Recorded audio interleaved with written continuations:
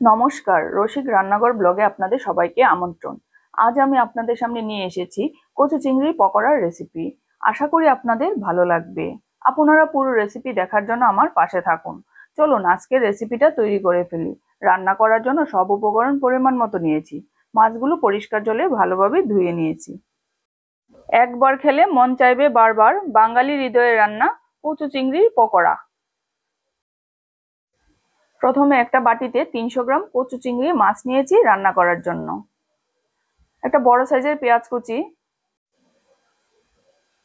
Half চামচ রসুন বাটা, পরিমাণ মতো ধনেপাতা কুচি, দুটো কাঁচা লঙ্কা কুচি,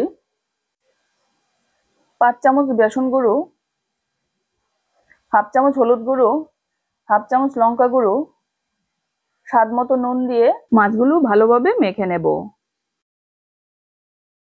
একদম খাস্তা মচমচে চিংড়ি মাছের পাকোড়া বৃষ্টির দিনে সন্ধ্যায় চায়ের সাথে একদম জমে যাবে। মাছ মাখানো হয়ে গেছে।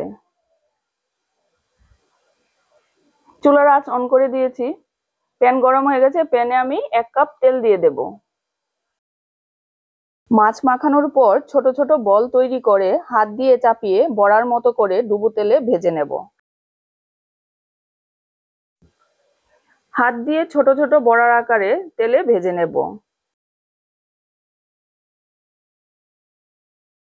গরম তেলে কম আঁচে ছোট ছোট পকোড়া তেলে ভেজে লাল লাল হওয়া পর্যন্ত ভেজে নেব।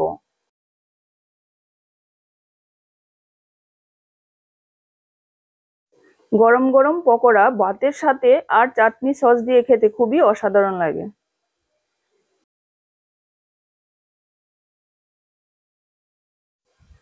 এপিট ওপিট করে উল্টে দেব।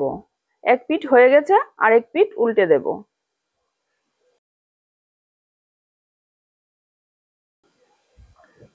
কিছু সময় নাড়িয়ে দেব। পকোড়াগুলো লাল লাল হয়ে গেছে, এখন নামিয়ে নেব। কচু চিংড়ি পকোড়ার রেসিপিটা হয়ে গেছে, এখন নামিয়ে পরিবেশন করে নেব।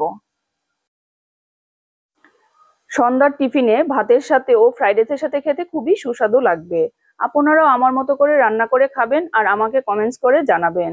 আমার রেসিপিটা ভালো লাগলে লাইক, শেয়ার, সাবস্ক্রাইব করতে ভুলবেন না, যাতে করে আমি আপনাদের কাছে নতুন রেসিপি নিয়ে আসতে পারি। যারা এখনো আমার চ্যানেলটাকে সাবস্ক্রাইব করেনি তারা আমাকে সাবস্ক্রাইব করে দেবেন, আর যারা সাবস্ক্রাইব করে নিয়েছেন তাদেরকে অসংখ্য ধন্যবাদ।